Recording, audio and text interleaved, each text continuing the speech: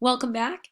At this point, you are going to be in the instructional video portion, the third video in the phase one series. So in phase one, remember, we're always talking about nutrition throughout the entirety of this first phase of the project.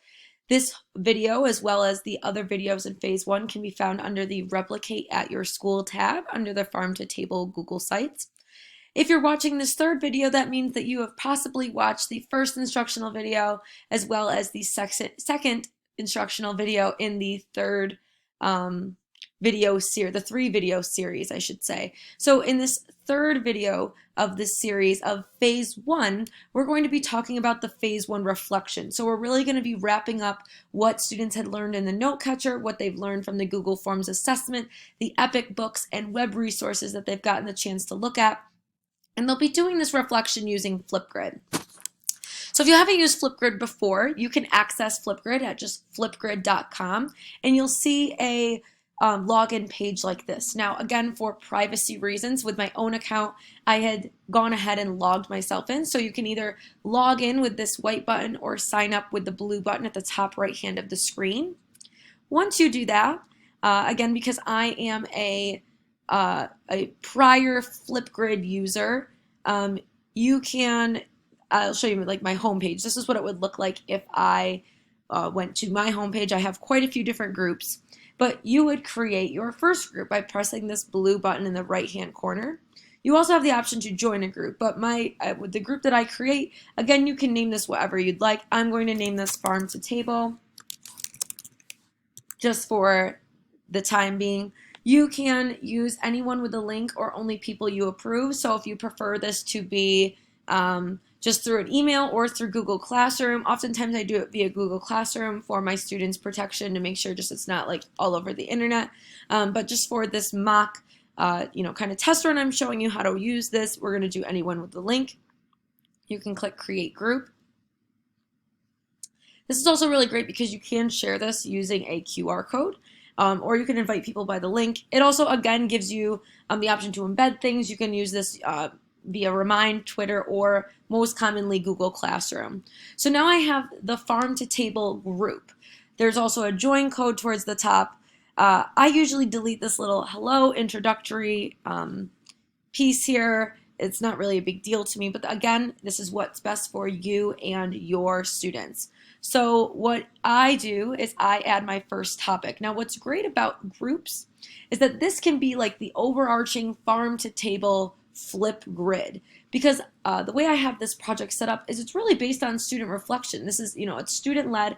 They're taking, real world experiences and they're trying to navigate through that as they build a garden. They're going through the challenges of growing and harvesting their own food. So I think this reflection piece is really powerful. Because of that, it's nice to have it all organized in one solid group. From here, we can add topics. So at the end of each phase and throughout multiple of the phases, we have several reflections within that. So this is just a great way to organize it. So for this first topic, I'm going to add phase one reflection. That way students, really understand what they're doing, why they're doing, this is why we're doing this reflection. It's the end of phase one. It's time to look back on some of the things that we've learned. Now for the description here, it's up to you again. If you had your students do the note catcher, what kind of questions you ask them on the Google form. Again, it's based on what you and your students need. Now with my intention with my students, I really want to ask them, this is more of an open-ended thing. There's no really right or wrong answer, but I'd like to see what they really know. So in this blank here, I might add, or I might write, or just because it serves my students a little better, especially my lower readers, I might actually include a video of me saying the prompt. So because of that, I didn't have anything typed down here. I would record a video of myself asking them, and then I would also put the question in the box. So I might ask them, why are, nutrients and minerals and vitamins important in our food? What are some of the different vitamins and minerals that we need? What are some of the ones that you learned about? What could you take away from this? Just something like that. It doesn't need to be super deep thinking, but it's just, what are some things, what are some takeaways that they learned from phase one? And it really gets them also thinking about, why we, grow the foods we grow. They're going to apply this knowledge into the, the later phases. We're not going to grow certain foods if they don't have nutritional benefits to them. So because of that, I would personally recommend putting the word description, write it out, and also record a video. It's really great. Again, it's a great way to really get all of your students to understand what you're asking. Now, because I've had prior experience with students doing Class Dojo portfolio reflection videos, as well as Flipgrid, I know that students do like to ramble on, so the recording time feature is really great. I would really keep students to at least 3 minutes or less. Again, that's my personal preference. But a lot of students, if they get to 10 minutes, it's not. I feel like it's not as meaningful. It's not as directed, and it's just kind of they're more so wasting time. So I feel that 3 minutes or less is very fair. So once you have the time that you desire, your attachments, you can click post topic. Because of this, I'm just going to put a couple periods here just so, oh, I might have to put a prompt there. So I went ahead and I took the time to quickly just pop in a description. This is just kind of, what I would be thinking of doing. Again, do what serves you and your students best. Then you can click post topic. So once you post your topic, you can upload it directly to your Google Classroom that I had mentioned before in Instructional Video 1.1, or you can just share the link with them, share the code. It is totally up to you. But once you've done that, you've gotten that out, you can click All Set, and you'll see your students' responses come up here. You can, obviously, within your settings, you can one of the great things about Flipgrid is you can have other students like other people's posts. You can have them comment. Maybe some other students felt the same way or they had similar takeaways. I've done that really before, and it really gives a great positive peer feedback loop. It gets them to critique and really think about what other people are saying. You also can adjust in the settings.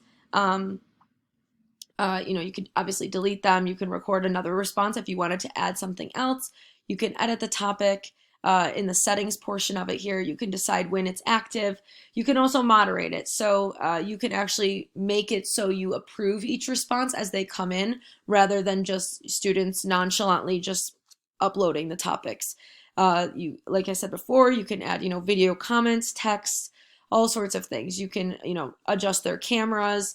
There's a guest password for other people to view it. So Flipgrid in the last couple of years, especially since we've tried to transition back and forth between virtual learning or that hybrid learning, Flipgrid has adjusted with a lot of great features. So I feel that Flipgrid is a really universal tool, and it's a really easy and accessible tool for my students. So I'm hoping that you find that to be the same, and you use that as your reflection piece.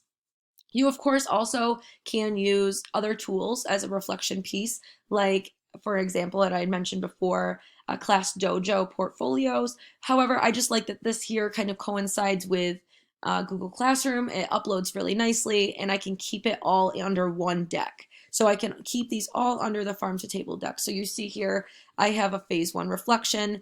I can put my phase 2, 3, and 4 reflections below. So that's really kind of it as far as reflections. Once you are done with, going through Instructional Video 1.3 and you feel you've got a gist of what this phase is all about, you of course can go ahead and implement. You can create that Google Classroom if that's the platform you choose to use. You can assign the nutrition note catcher on there. You can upload that Google form, and you can really get students involved with, sites like Epic or the other resources that I had linked. And it's really just kind of a research kind of time where students are really kind of diving into why we really eat what we eat and why it's important. Kind of gives them that basis before we actually start to construct and build. So I wish you good luck with phase 1. And once you're done and you've implemented phase 1, you can move on to phase 2, which is the design and build phase.